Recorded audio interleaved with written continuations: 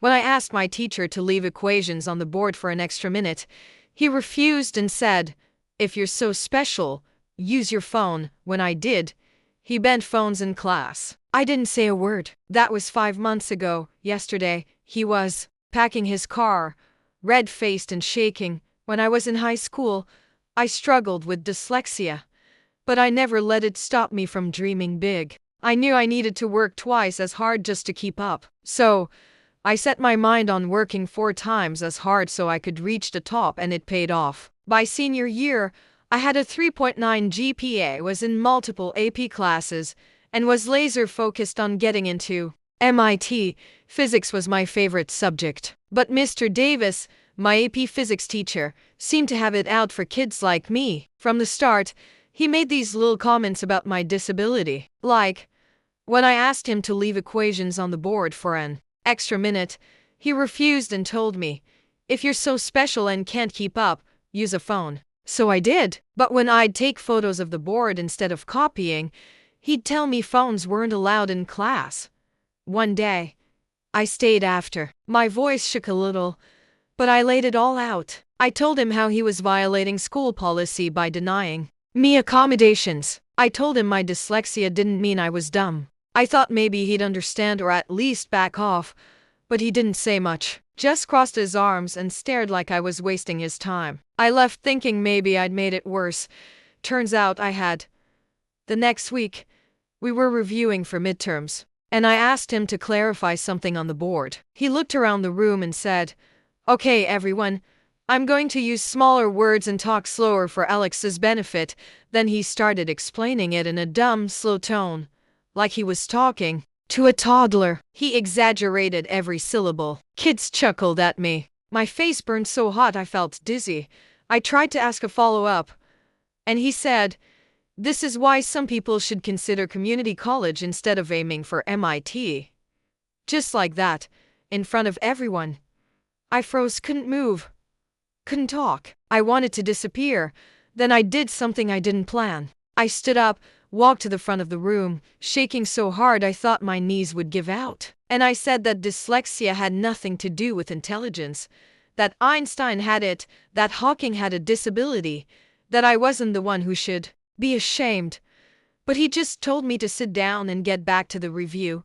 I wasn't sure what to expect. But what he did next, I never saw coming. He pulled me aside and said he didn't mean to hurt me, that the world wouldn't always offer accommodations. He said he was almost done writing my MIT recommendation letter, said we should move on. I didn't believe the apology, but I needed that letter. So, I said, okay. For a week, I was on top of the world, the happiest student alive. I had a pep in my step, until I got called to the counselor's office. She looked like she didn't even know how to start. She handed me a copy of Mr. Davis's letter, the one sent to MIT. I read it and was horrified. It said I was admirably persistent despite cognitive challenges, but that I might struggle with independent work. He told MIT its resources were better used on other students. I didn't even feel the floor under me.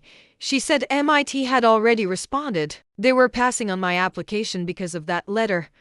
I don't remember walking home. I collapsed in my room and cried for hours. Didn't eat.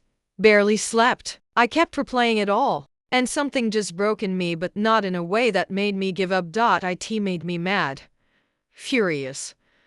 I realized if he'd done this to me, he probably did it to others, too. So, I got to work. I started recording everything. I got him on tape making snide remarks to a freshman with ADHD. I interviewed older students who told me he tanked their confidence. One girl said she dropped out of STEM completely after his class. I tracked grades and saw that students with EAPS consistently got lower grades in his class than anywhere else. Then I got the jackpot. I recorded him laughing about how he ignored accommodations because those kids won't succeed in real science anyway. I put everything together: recordings, interviews, grade analysis, copies of school policies, a full timeline of what happened to me. Then I made 2 versions of the file. One went to the school board, the principal, special ed director, superintendent, and PTA heads. The other went to a local reporter who covered education. I sent them anonymously early Monday morning. By lunch, the school was in chaos. Mr. Davis got pulled from class. There was a full investigation. Parents started calling. The reporter ran a story that week, and it blew up. Suddenly, the whole community was talking about disability discrimination in schools. And me? I was laughing, but Mr. Davis, he was enraged, so enraged. He became determined to take me down.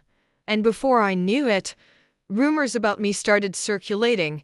I ate my sandwich in the library, pretending to study while actually refreshing my email every 5 minutes to see if anyone had responded.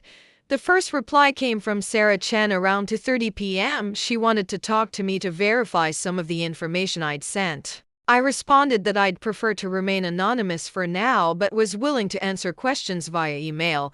She sent a list of follow-up questions, which I answered as thoroughly as I could. By the end of the school day, the entire faculty had been called into an emergency meeting. Students were dismissed early. As I was walking to my car, I saw Mr. Davis storming out of the building, his face red with anger. He threw his briefcase into his car so hard I thought he might break a window. I ducked behind a tree, not wanting him to see me. That night, my mom called me down to dinner with a strange look on her face. "Did you hear about Mr. Davis?" she asked casually. I tried to look surprised. "No."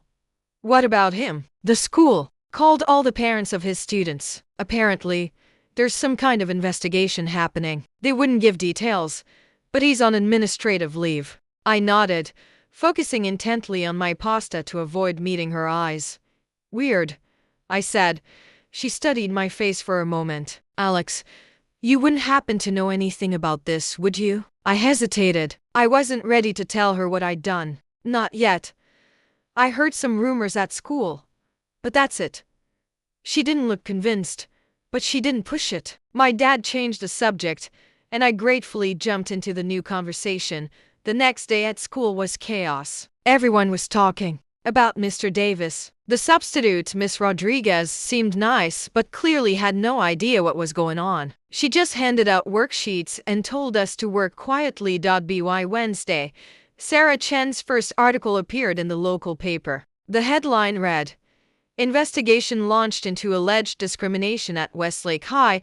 She didn't name Mr. Davis directly, referring only to a veteran science teacher, but everyone knew who it was. The article mentioned multiple allegations of discrimination against students with learning disabilities and possible violations of federal education law. The school was in full damage control mode. The principal called an assembly to assure us they were taking the allegations seriously and were committed to an inclusive learning environment. It all sounded like PR speak to me, but at least they weren't ignoring the issue. On Thursday, I got called to the principal's office. My heart was pounding as I walked in. Sure, they'd figured out I was behind the leak, but Principal Warren just wanted to ask me about my experiences with Mr. Davis, as they were interviewing all his current and former students with EAPS or 500 for plans. I told her everything. The comments in class, the refusal to provide accommodations, the recommendation letter that tanked my MIT application. I didn't mention my investigation or the files I'd sent. She took notes and thanked me for my honesty, assuring me they were taking appropriate action. By Friday, Sarah Chen had published a second, more detailed article. This one included anonymous quotes from former students describing their experiences with Mr. Davis. I recognized some of the stories from my interviews.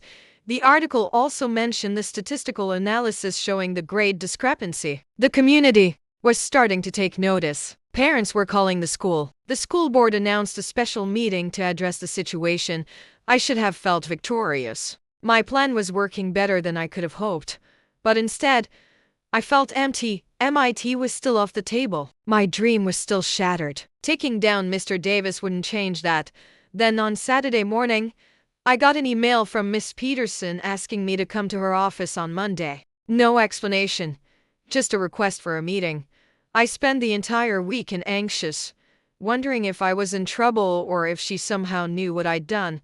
Monday morning, I dragged myself to her office, prepared for the worst, but when I walked in, she was smiling, Alex. I have some news, she said, gesturing for me to sit.